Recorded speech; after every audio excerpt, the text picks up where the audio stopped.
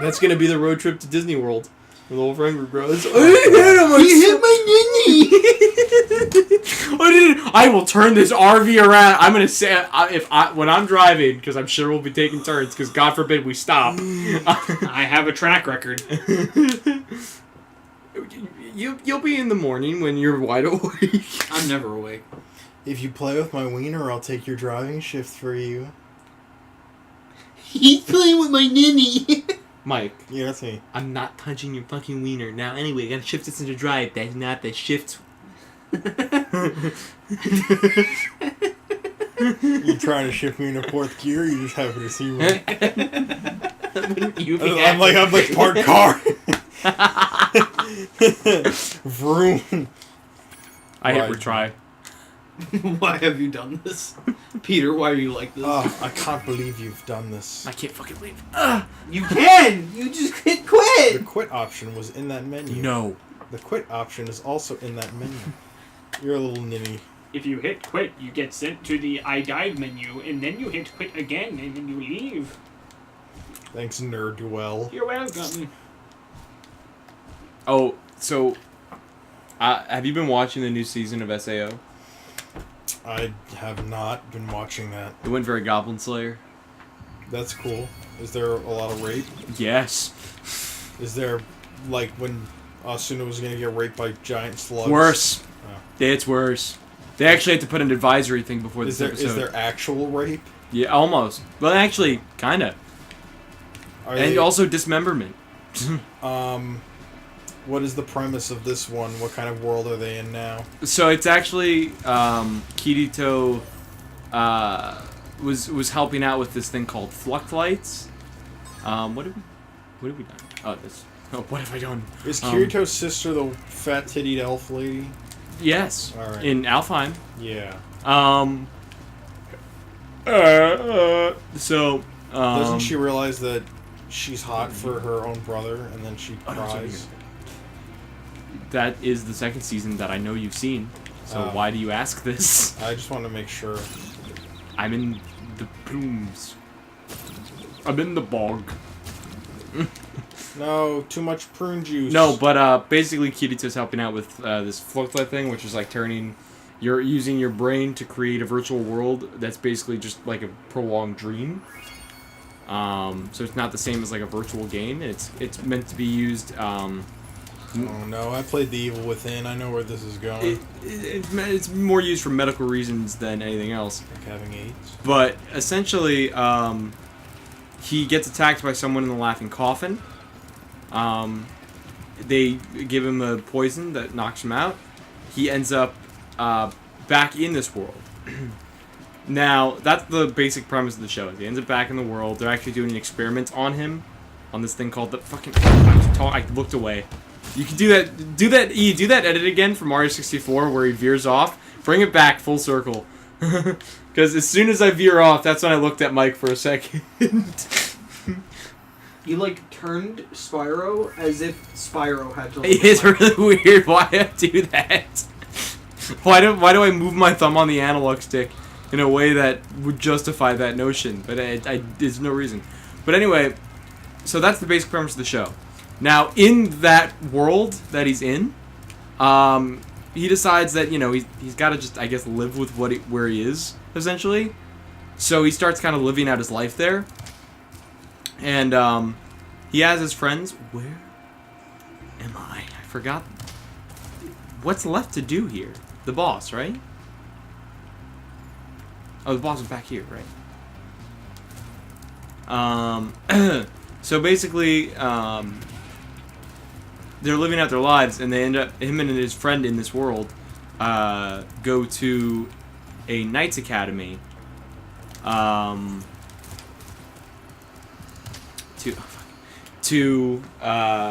become swordsmen, and then to save their old friend, or at least his friend's old friend Alice, who was taken. And a lot of the whole world basis that he's in is based on Alice in Wonderland. That's kind of the gimmick.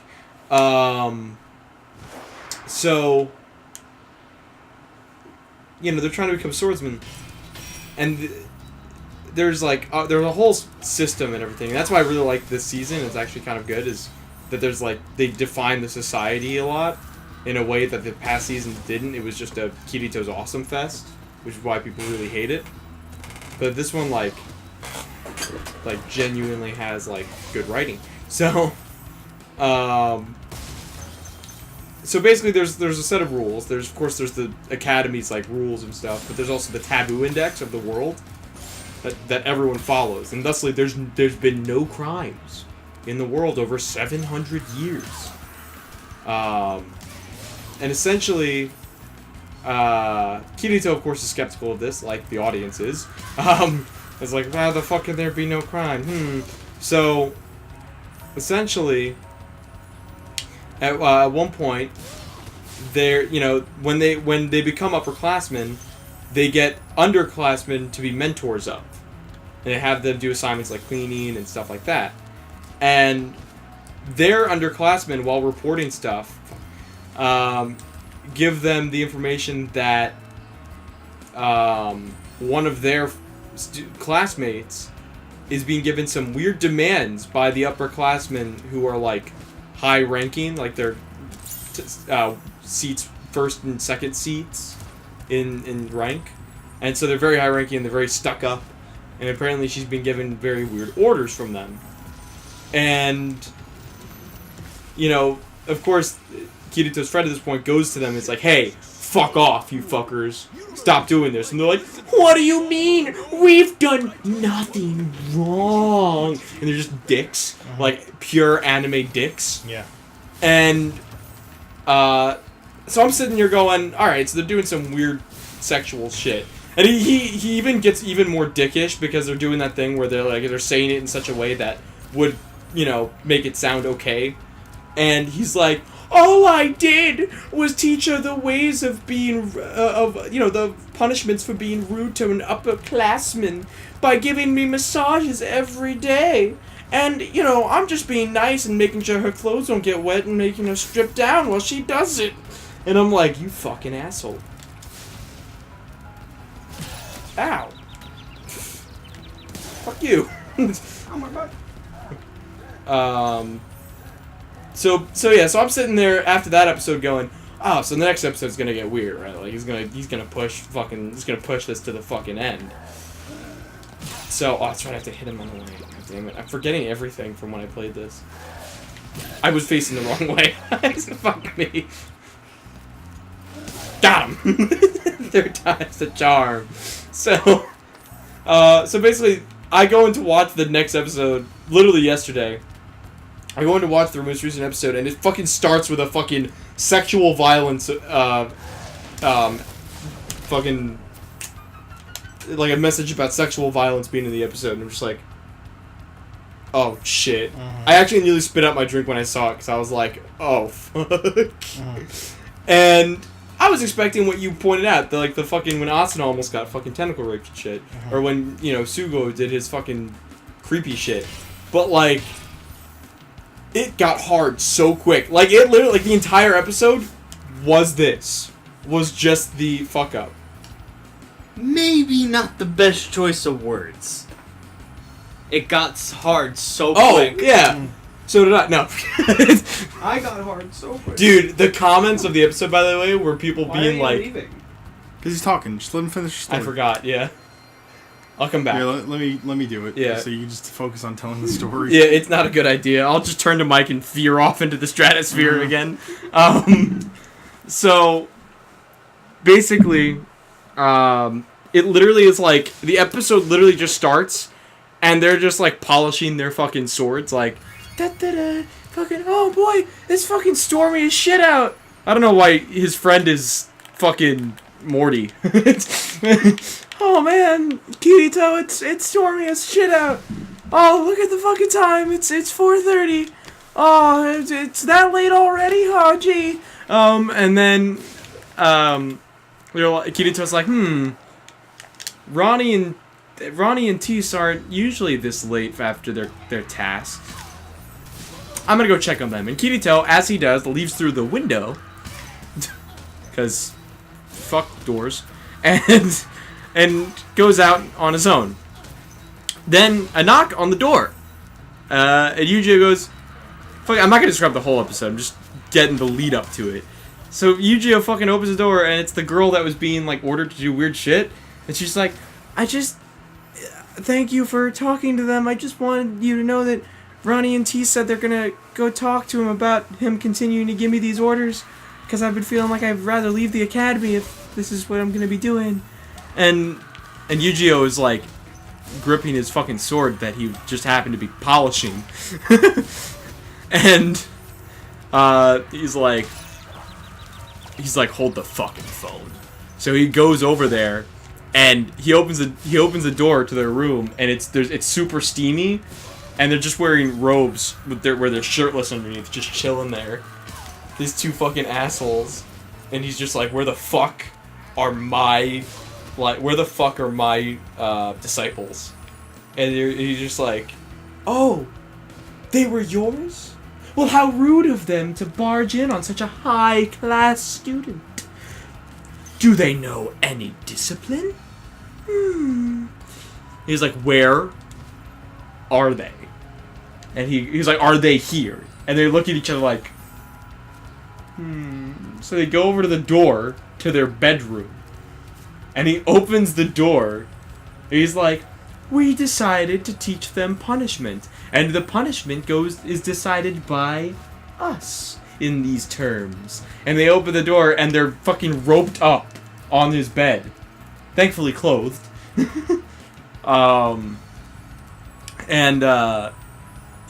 sitting there on the bed, and there was a funny moment in this scene, because it's starting, you're like, oh, fuck you. And they're giving their whole spiel about how, oh, the rules are like this and that, being like, oh, we bent the rules, fuck you. And, we're still in the right, haha. And then he goes, I can do whatever I want to them. And he does a full, like, arms and legs spread leap onto the bed, which is the funniest thing in the whole episode.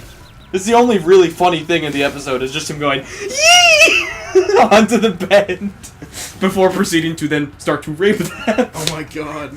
It was such a beginning, too. Why is the guy just watching this happen?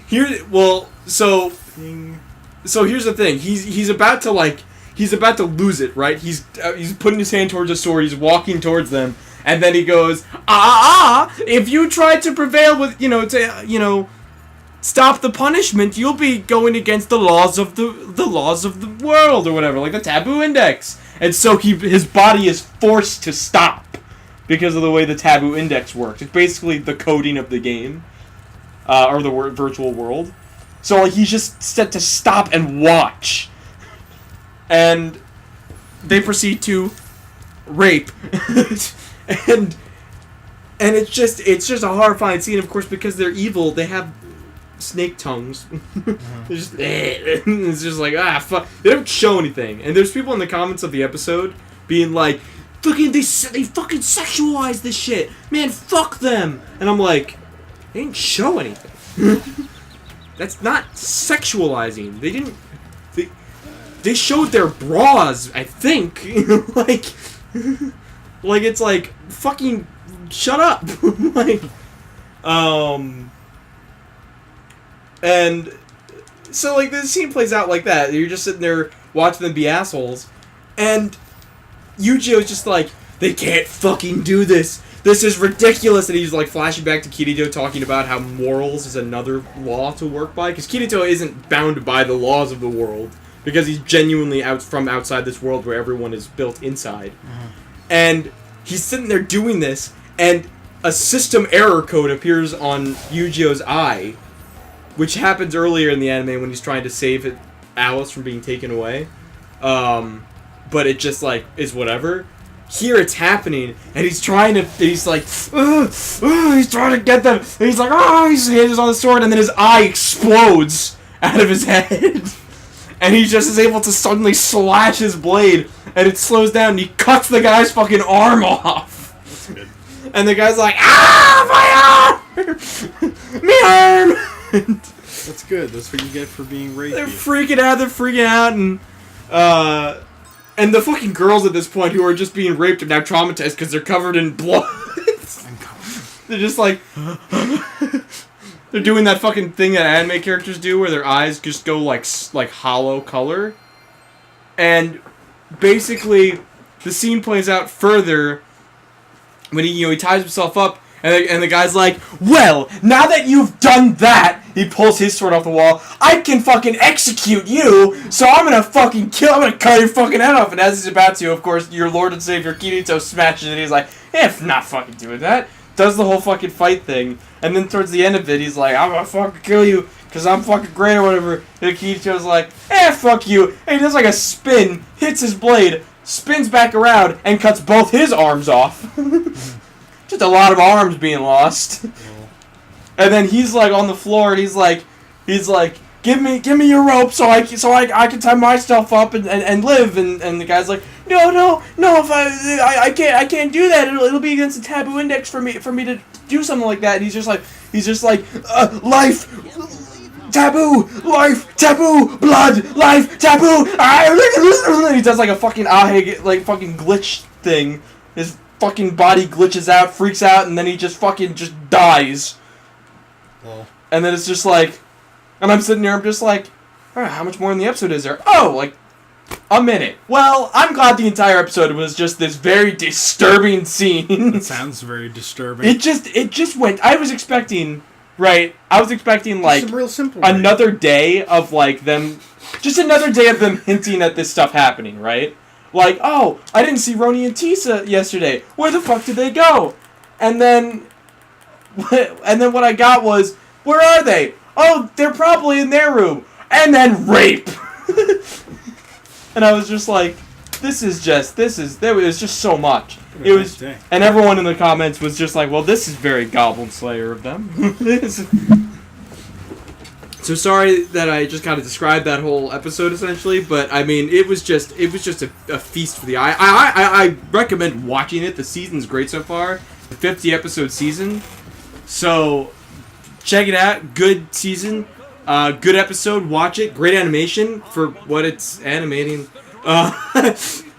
Anyway, that's the end of this episode where Peter just talks about SAO for the entire one episode of SAO. It was enjoyable. Was it good for you, Tim? It was a fun episode. Good night! I've just made bottles. I have to write that another.